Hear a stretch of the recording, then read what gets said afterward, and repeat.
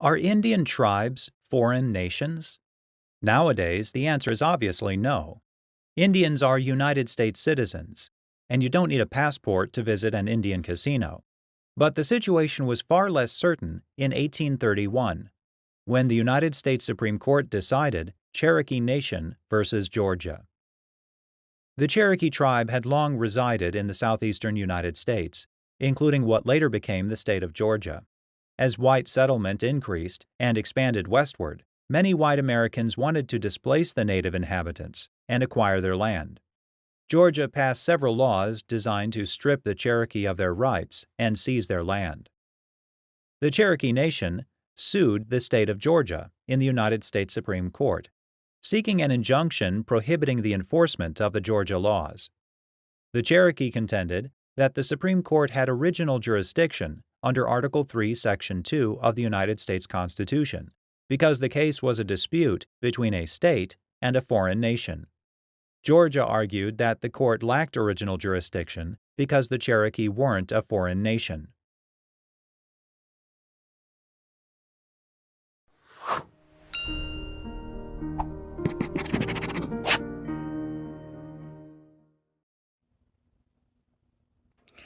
This is the book of Obadiah, chapter 1, verse 10, and it reads, For thy violence against thy brother Jacob, shame shall cover thee, and thou shalt be cut off forever. Giving all praises, glory, and honor to Yahweh, Bahashem, Yahushai, Bahashem, Rahakakwadash. Double honors to the apostles and elders of great millstone who rule well in teaching us this 100% truth. Salutations to them and my fellow Akim who labor in this truth week in and week out on the highways and byways. Also, salutations to the hopeful elect of the scattered 12 tribes of Israel, scattered to the four corners of the earth, that be like unto the speckled bird, also known as your Israelite foreigners, and your so-called Negroes, Latinos, and Native Americans. To you, I say Shalom. This is your brother Ayashar Barazal, a prophet of doom from the Indianapolis branch of the Great Millstone, coming back at you with another lesson that is edifying to the elect body of the nation of Israel. All right, before I get started, I just want to declare fair use, according to the Copyright Act of 1976, all right, as described under Section 107. Fair use, okay? It was declared at the beginning of the video, but I just want to declare it audibly here again, all right? So in this scripture here, Obadiah 1 and 10, this is talking to Esau Edom, the so-called white man who is the wicked, according to the scriptures in Malachi chapter 1, verse 4. And it's talking about his brother, the violence against his brother Jacob. As you know, Jacob and Esau were the twin sons of Isaac. Okay. And his violence against Jacob, also known as the nation of Israel, the 12 tribes of Israel. In fact, his violence against them that has been perpetual since the blessings were given out by Isaac in Genesis 27 and 41, around verse 41. And it's saying that his shame is going to cover him. Yeah, everything is being exposed by this devil now, and the truth is coming out. All right, the truth is very much coming out. This is the book of Psalms. I believe it's 85 and 11.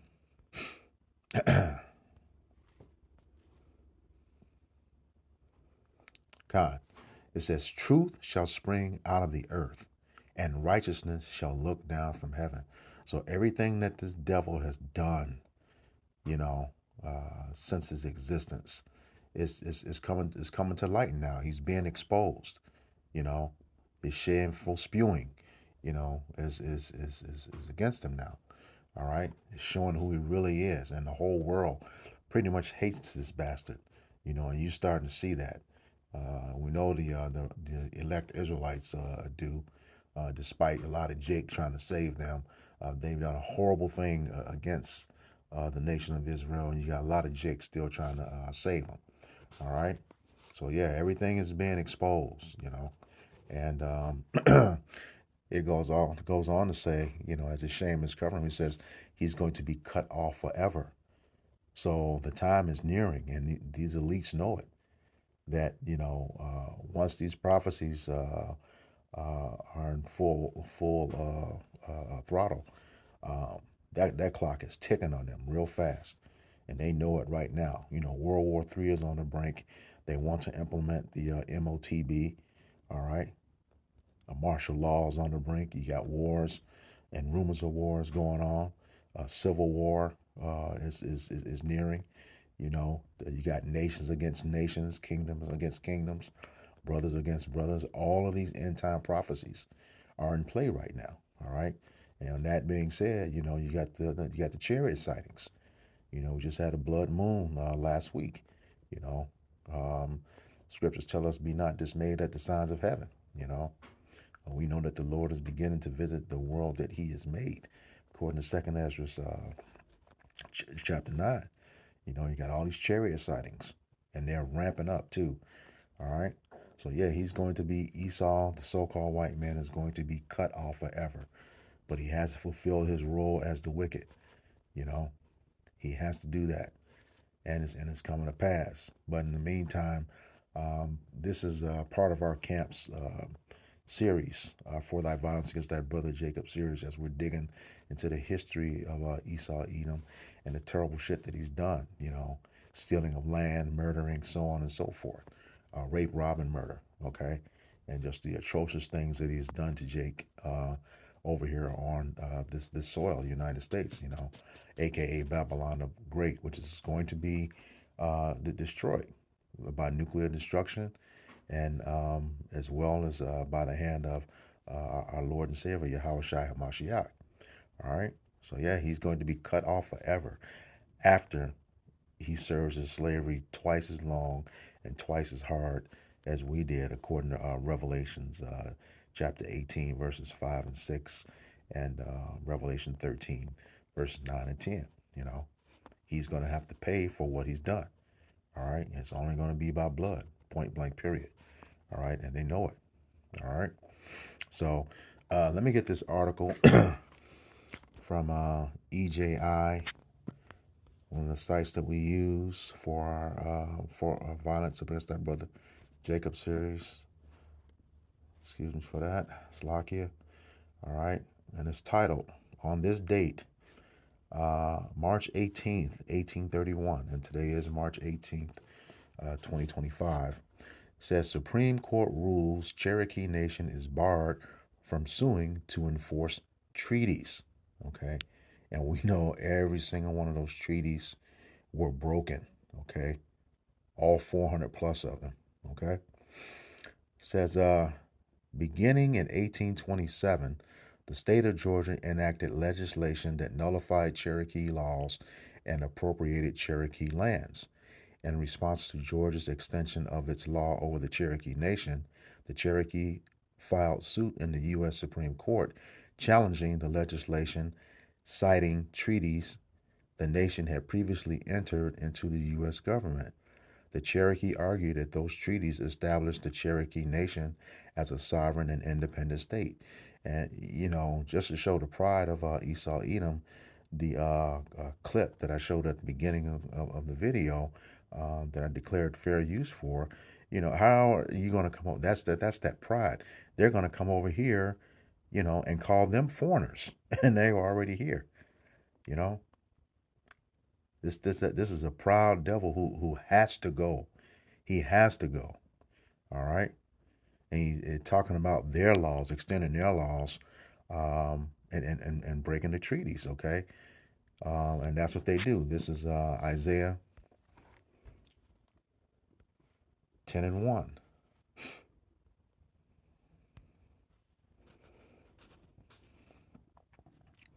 And it says, "Woe, woe meaning destruction, unto them that decree unrighteous decrees and write grievousness which they have prescribed."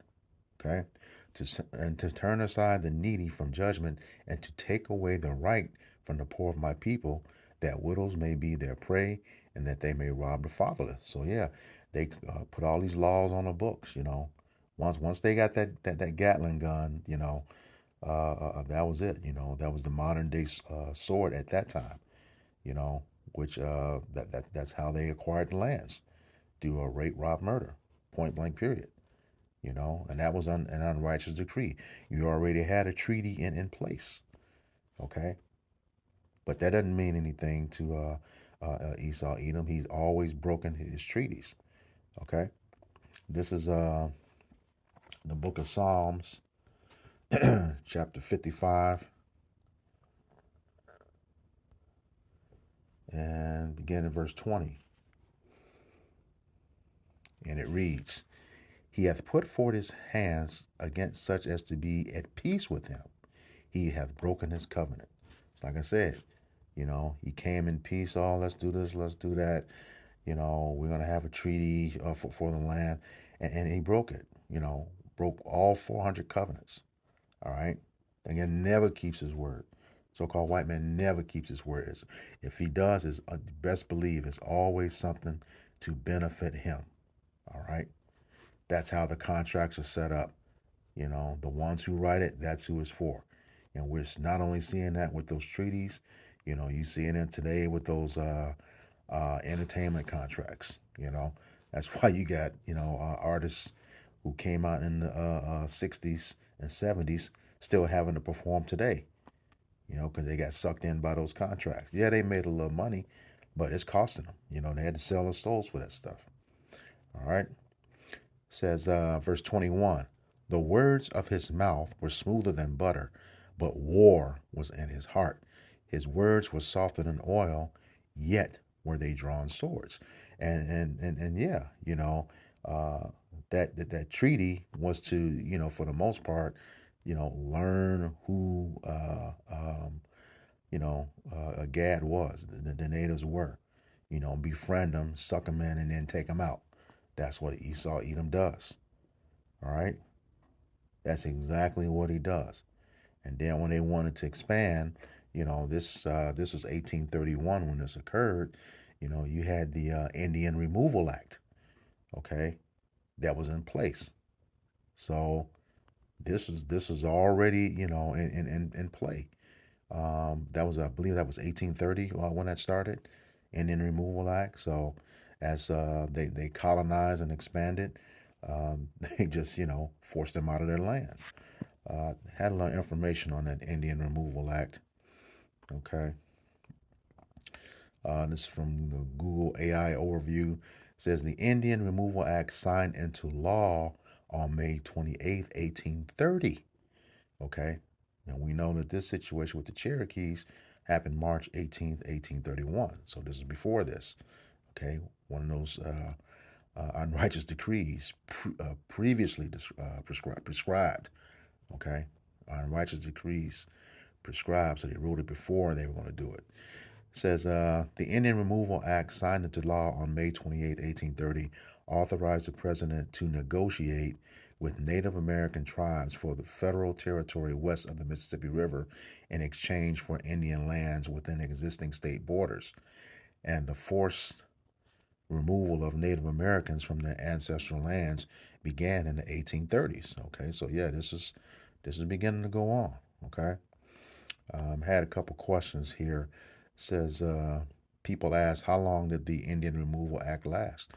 It says the Indian Removal Act signed into law by President Andrew Jackson on May 28, 1830, authorized the forced removal of Native American tribes from their ancestral lands east of the Mississippi River to the lands west of the river, and the removals continued until 1862. 1862. All right.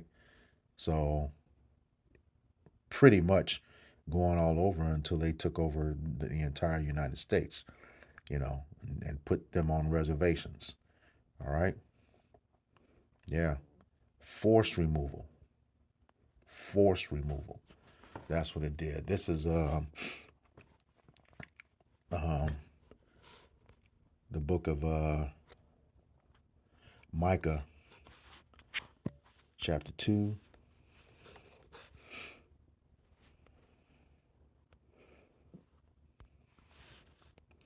Verses 1 and 2. All right.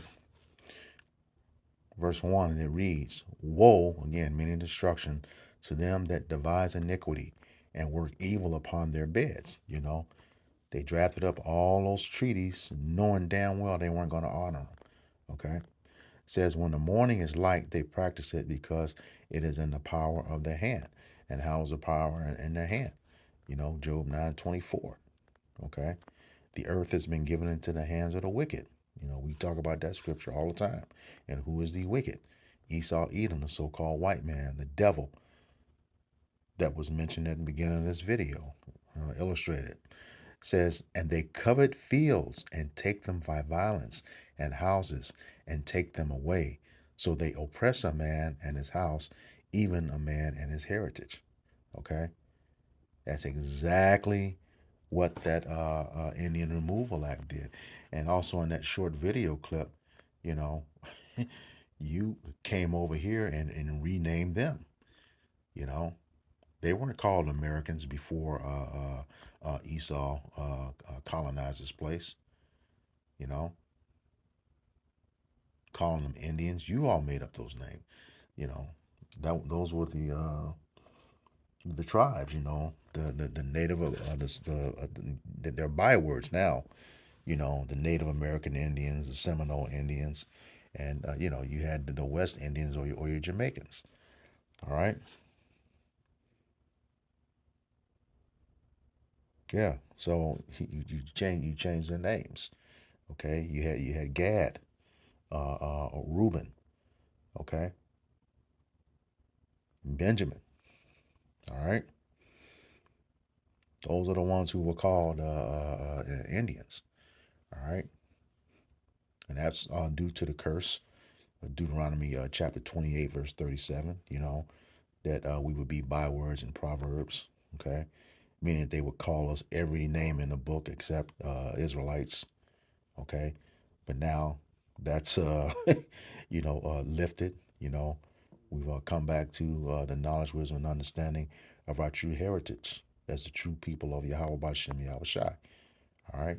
Yahweh being the name of the Father, meaning He is, He exists, He to be. Bahashem, meaning in the name.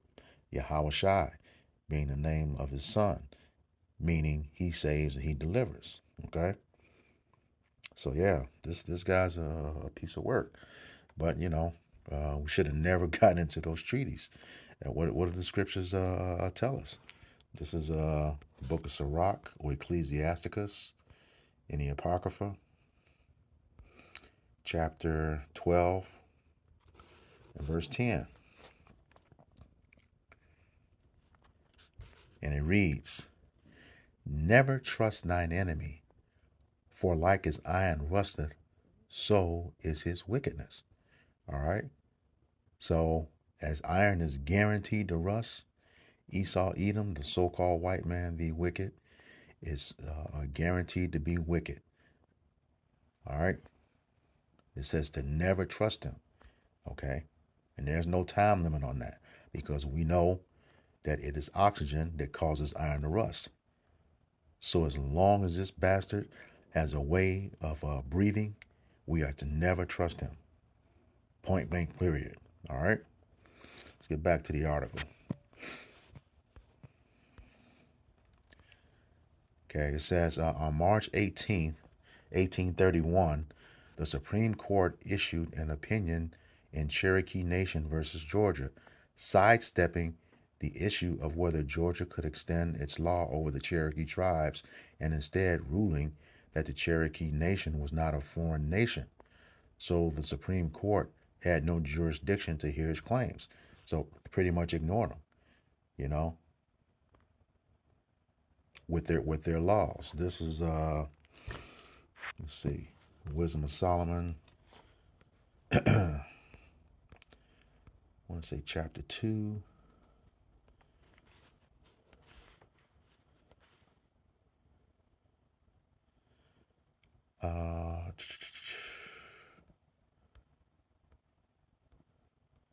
Verse 11. I start at 10. It says, let us oppress the poor righteous man. Let us not spare the widow, nor reverence the ancient gray hairs of the age. Okay? So they didn't care what they were doing by removing these people from their lands. Okay? As long as they got it. And here's the point. It says, let our strength be be the law of justice, our strength. And what's that? Their numbers, their military, you know, superior weaponry, like that Gatling gun. Okay.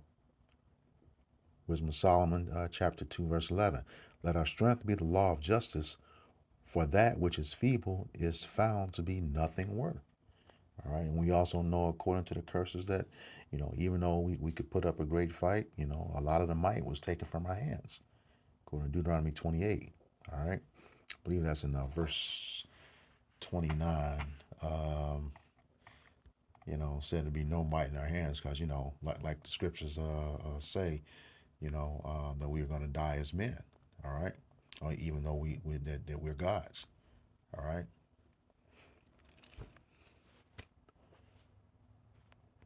Okay, let's get back to the article. All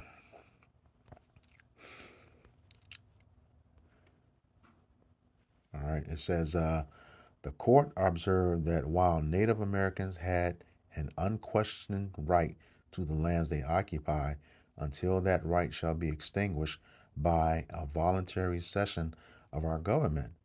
In other words, we taking your shit. We don't care what you think. It says it may well be doubted whether those tribes which reside within the acknowledged boundaries of the United States can, with strict accuracy, be denominated foreign nations. They weren't foreign, you know. They were not foreign whatsoever. They were here first, and we know, according to Second Ezra 13, I want to say beginning around the 38th chapter, after the Assyrian captivity under King Solomonessa, that the 10 tribes were already over here. That's how Columbus found the natives, okay? The land at that time was called Asareth, and even in their own works, the Jewish scholars, you know, identified Asareth as America today, all right? It goes on and says the court emphasized that Native Americans were domestic dependent nations with a relation to the United States that resembles that of a ward to his guardian, and concluded that indigenous communities cannot bring suit in an American court. Man, ain't that some shit? You know, a ward. Consider them a ward, like an orphan. Let me get that word just to be sure. Ward. Dependent.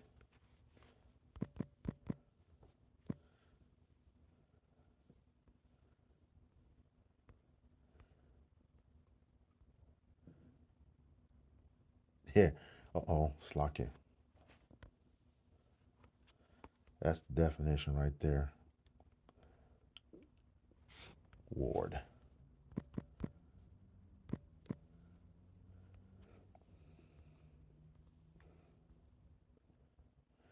It says, man, it keeps changing. That's Slovakia. Ward.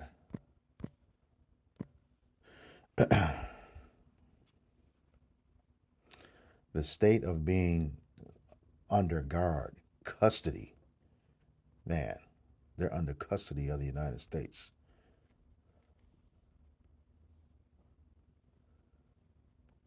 It says custody, immediate charge and control as over a ward or suspect exercised by a person or an authority.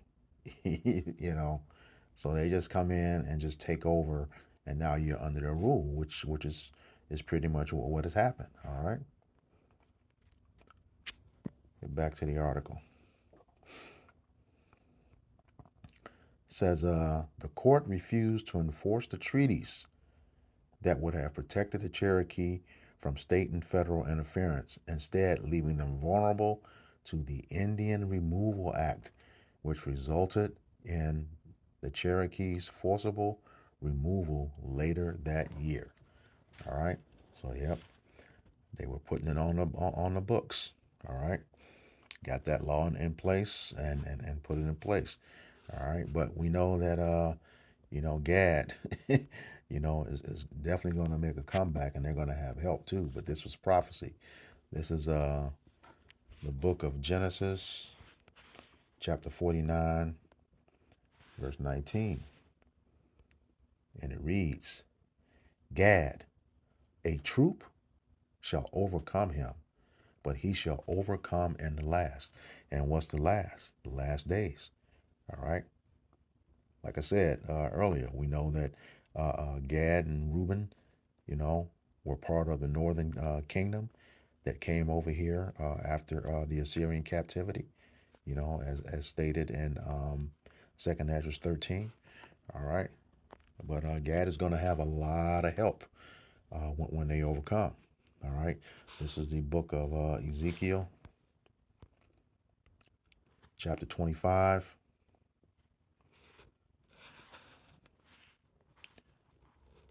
And beginning in verse 12. And it reads, Thus saith Yahweh our power, because that Edom, the so-called white man, have dealt against the house of Judah by taking vengeance, and have greatly offended and revenged himself upon them. Okay, and we know Judah is the head tribe. Okay, so Judah was catching it. This is the southern kingdom of Israel, brought over here by the transatlantic slave trade. They were catching hell the same time as Gad. Remember, this is the 1800s. Slavery wasn't even over yet. All right.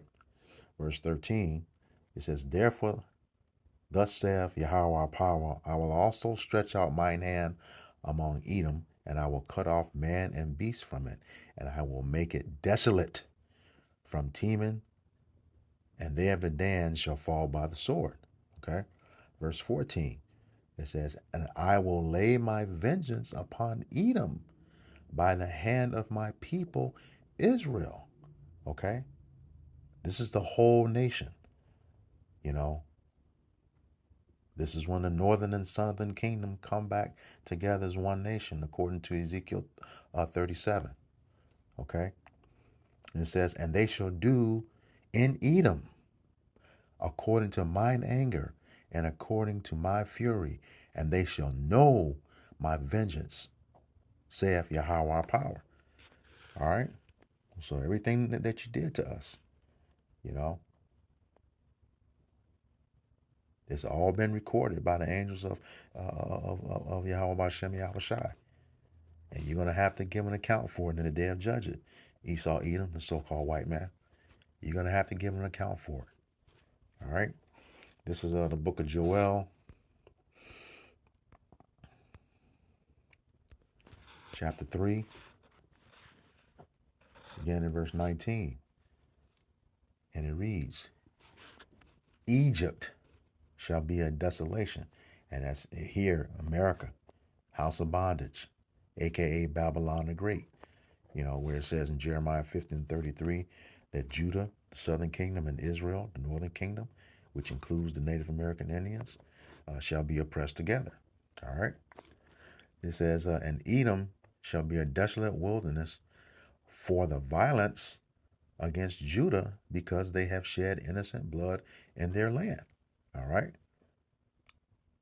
A lot of blood. All right. Shed by Esau, Edom, the so-called white man, mainly against Judah, the southern kingdom. Verse 20. But it said, and then verse 20, and it reads, But Judah shall dwell forever, and Jerusalem from generation to generation. That's that immortality. That's when we have those immortal bodies, the bodies that will never be corrupted again. Okay. We'll have the laws on our inward parts. It will be part of our genetic fabric. Okay. And we're going to be those gods that we were declared all the way from the beginning. Okay. No more sickness. We're going to be perfect in that day. All right. And this is when the Lord is going to use us to do what? All right. Verse, which is 21. He says, For I will cleanse their blood that I have not cleansed. For Yahweh Bashem Yahweh Shai dwelleth in Zion. And what's the Zion is a monument. That's us. the nation of Israel in its perfection, Jerusalem. Okay? And how is that blood going to be cleansed? This is the book of Numbers 35 and 33. I'm going to close it out after this. And it reads, So ye shall not pollute the land wherein ye are, for blood it defileth the land, and the land cannot be cleansed of the blood that is shed therein, but by the blood of him that shed it. Yep. Yep, you are going to be made extinct, Esau, Edom, and it's going to be very painful. And you know it. That's why, according to Revelation 12 and 12, you're going to come down with great wrath on the chosen people of Yahweh Bashem Yahushai. But when you do, Yahweh Bashem Yahushai is going to raise up that standard. All right? So you can count your days for all the violence against Jacob. All right, so with that, I hope this lesson was edifying to the elect body of the nation of Israel. Once again, I'm going to give all praises, glory, and honor to Yahweh, Bahashem, Yahweh Shai, Bahashem, Raha Kakwadash. Double honors to the apostles and elders of Great Millstone who rule well in teaching us this 100% truth.